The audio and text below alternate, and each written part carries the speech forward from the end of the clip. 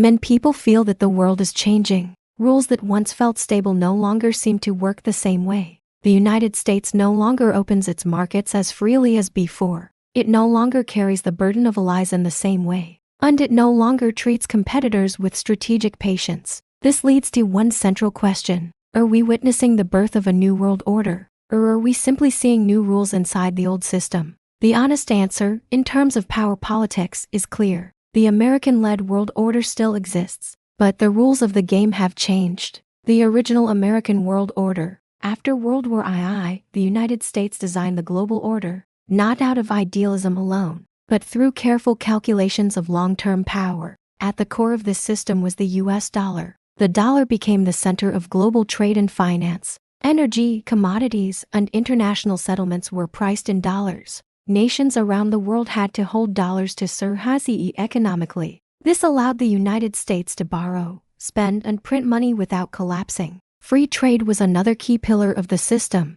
The U.S. opened its own market, protected global sea lanes, and guaranteed international security. Other countries could grow without paying the same security costs as the United States. Global institutions such as the IMF, World Bank, and WTO were created. They appeared neutral on the surface, but structurally they favored American interests. This was the era when the United States carried the system, carried the markets, carried its allies, and carried global stability. The breaking point of the old rules. Problems emerged when the system began creating strategic RCLs strong enough to challenge the structure itself. China is the clearest example. China used free trade to accumulate capital, absorb technology, and build its own industrial base. Yet it did not open its political system, nor did it open its markets at the same level. Meanwhile, the United States faced growing trade deficits. Industries moved overseas, and the middle class weakened,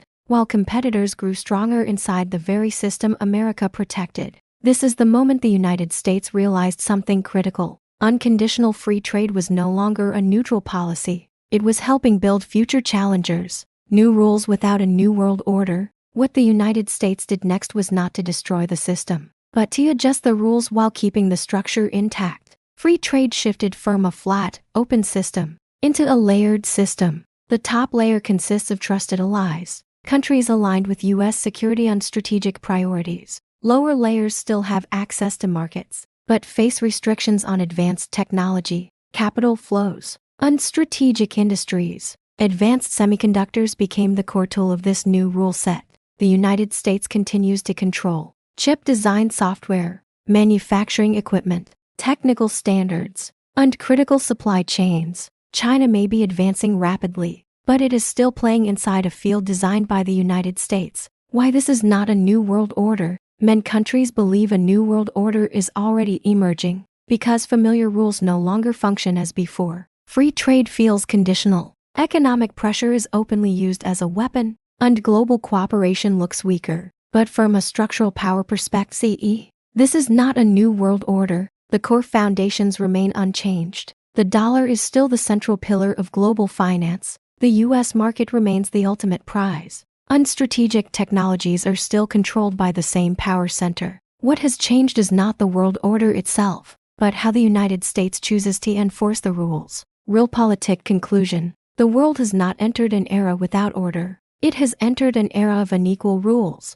The United States still dominates the structure, but it no longer distributes benefits freely. Those who look only at surface changes will believe a new world order has RC'd. Those who look at power structures will see something very different. This is the old world order, played with new rules.